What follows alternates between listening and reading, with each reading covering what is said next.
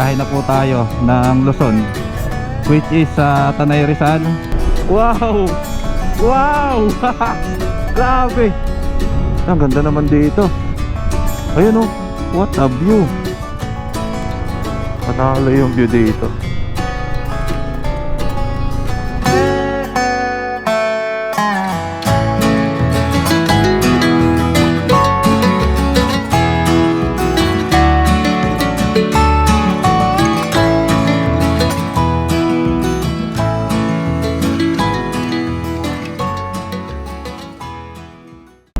Alright mga Sarge, magandang tanghali po. At nandito po tayo ngayon sa Katarman, Northern Samar. At babiyahe na po tayo ng Luzon, which is sa Tanay Rizal. At ang oras po ngayon ay 1:30 ng tanghali. Yan, nandito po tayo sa capital ng Northern Samar. Nandiyan sa left side po natin. Ayan, magmula po dito sa Katarman ay magmamotor po tayo hanggang Allen, Northern Samar, para po sumakay ng barko. So katatapos lang po ng bagyo dito, yung bagyong Wilma ata ang pangalan nun. At marami pong na-stranded sa Matnog Port tsaka sa Allen.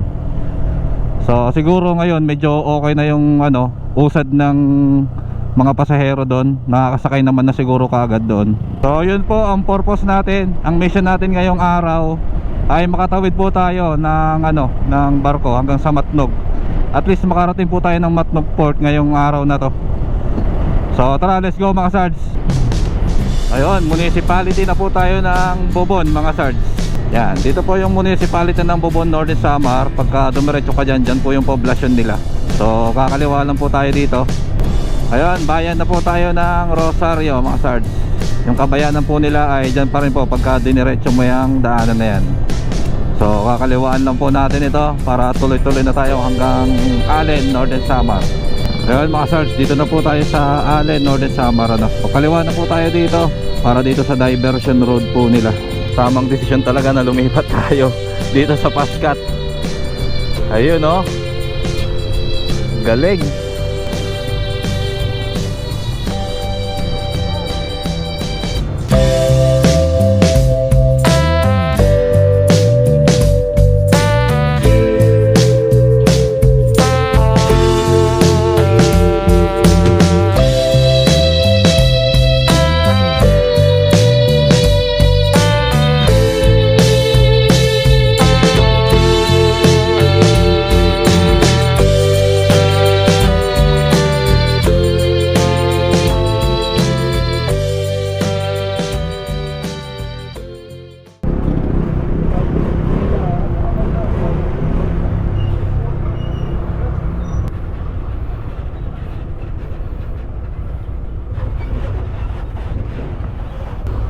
Alright, welcome back Luzon ulit mga Sards. Yo, daming truck dito. Grabing traffic.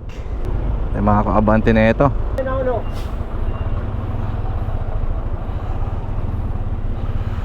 Haba pa rin yata ng pila dito sa Matnog.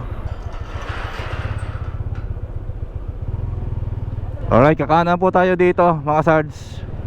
At ang oras ngayon ay 4:30 ng hapon. So far parang ito yata yung naging pinakamagandang biyahe ko from Allen to Matnog or Matnog Allen. Basta yung sakay ng barko. Kasi sa Pascat po tayo sumakay. Hindi na nag-antay yung Pascat. Kahit hindi puno yung pasahero nila bumiyahe na po sila. Kaya pagdating natin ng Pascat halos mga 20 minutes lang yata yung inantay natin. Umalis na rin agad yung barko.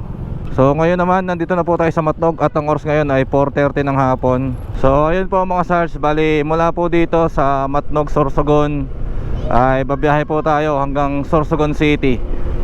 Pero ang dadaanan po natin ngayon ay hindi yung usually na dinadaanan natin pagka bumabiyahe tayo dito, which is yung sa Irosin. Bali ang dadaanan po natin ay dito mula sa Matnog, Santa Magdalena, tapos Barcelona, then Sorsogon.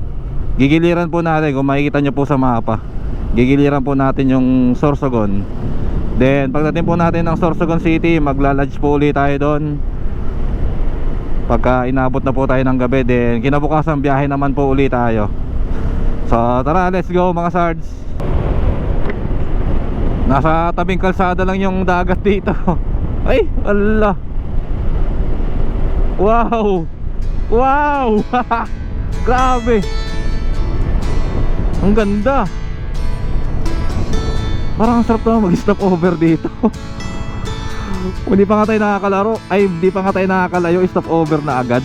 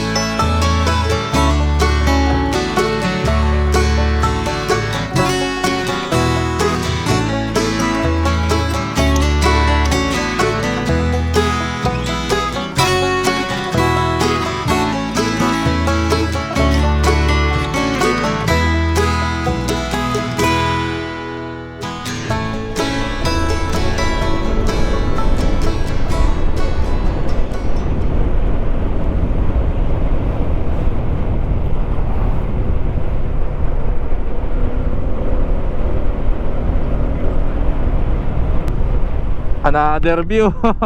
Ang ganda.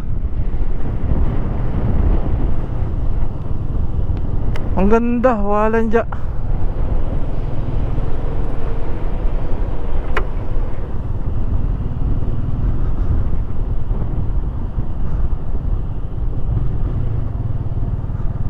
Ang dami pala magagandang resort dito sa Matnog. May mga nadadaanan ako na magagandang mga resort, beach resort. Panalo din pala dito sa Matnog Eto, resort Panalo mga pormahan dito ng mga resort Ano to? Villa Veronica. Uy, Santa Magdalena na pala to. Santa Magdalena, Sorsogon.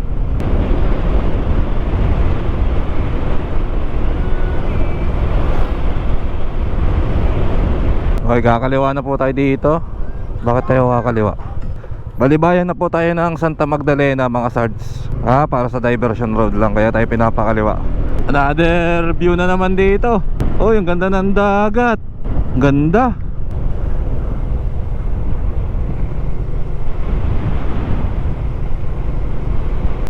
Pakol View entrance. Ay, dito yung Pakol View. Diyan papunta. Kaya lang, anong oras na kasi? Kailangan natin makaabot ng Sorsogon ngayong araw. Ganda ng view dito. Tapos dagat doon sa parting kanan natin Yun na yung dagat Wala masyadong dadaan dito mga sards. Bali siya, up and down in the mountain yung kalsada, akyat baba. Ayun ang ganda ng daanan. Sarap dumaan dito. Walang gaanong sasakyan Tapos may mga view pa na matsatsambahan mo. Ito, uy, dagat din doon dagat din dito sa left side natin. Ang ganda naman dito.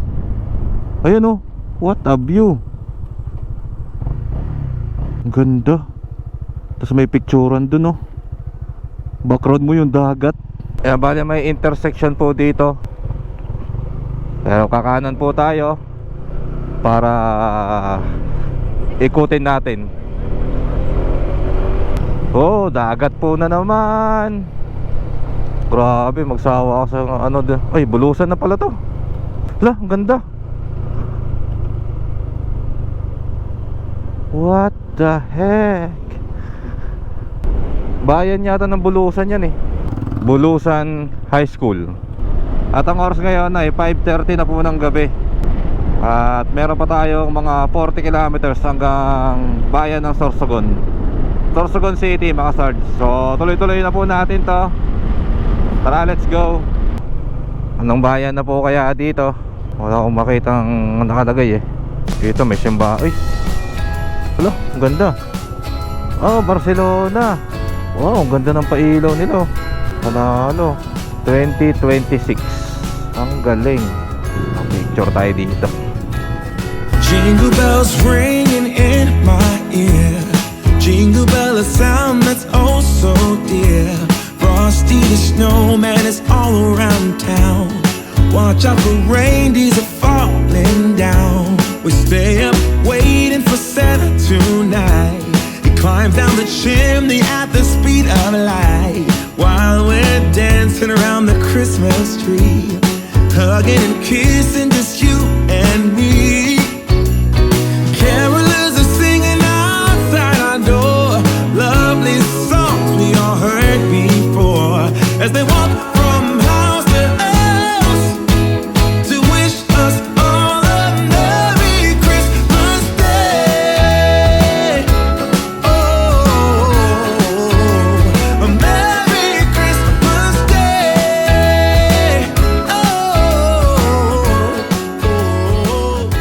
We're chasing snowflakes. So yung luma ng mga establishments na yan, no? Sabi nila panahon pa raw ng Espanyol yan, yung mga nakatayo doon na mga lumang establishments. Baga parang mga haligi na lang ng mga bato yung makikita mo doon eh. Hindi na siya talaga buo. At meron pa tayong 29 km hanggang Sorsogon City. So tutuloy-tuloy na po natin to mga sards. Alright, kakaliwa na po tayo dito mga sards. So meron na po tayong 21 kilometers hanggang Sorsogon City. Ano itong nasa kanan natin? Simbahan. Kakaibang simbahan ah. Kaya ito yung ayaw ko na nabiyahe ng gabi eh. Hindi natin ma-appreciate yung mga magagandang view o establishments na nadadaanan natin kasi nga madilim. Hanggat maaari, araw tayo babiyahe. Ayun, dito pala yung ano na ito, lusot na ito eh. Ito, yung may mga pailaw-ilaw dito sa mga intersection ng Sorsogon. Ayan oh. Dito na yung papuntang Matnog dyan.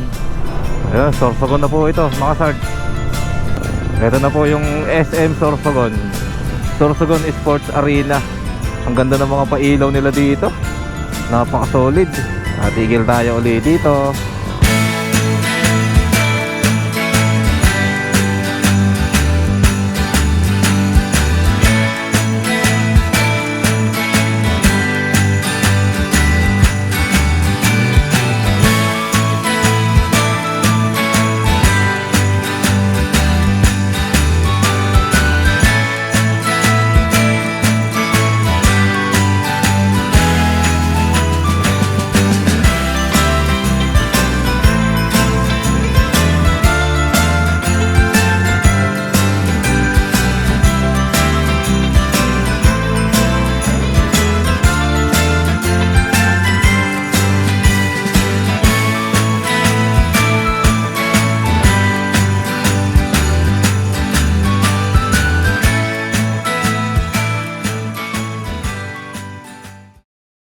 Alright mga sarge, hanap na lang po tayo ng makainan, tapos check-in.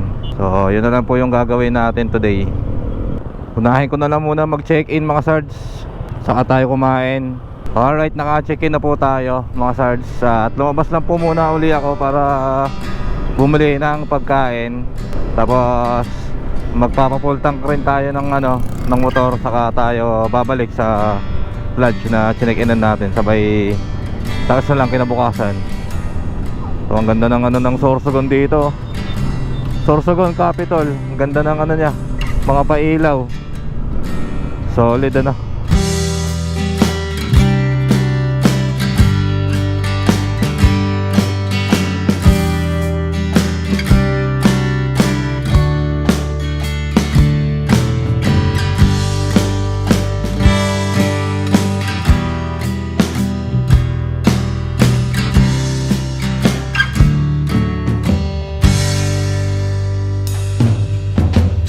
nangihingi sa atin ng sticker.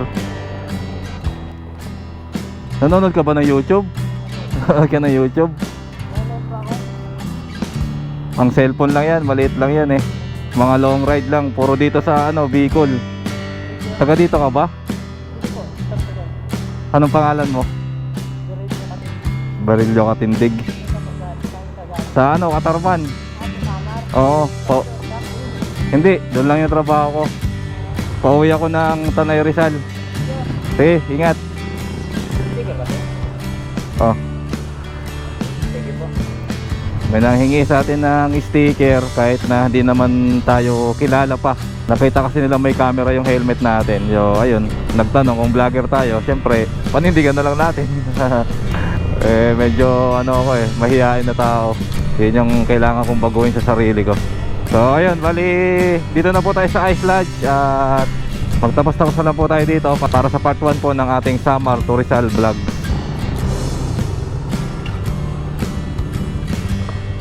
Sumabit pa. Please kasi, no? Kainin ko nga yung kanan.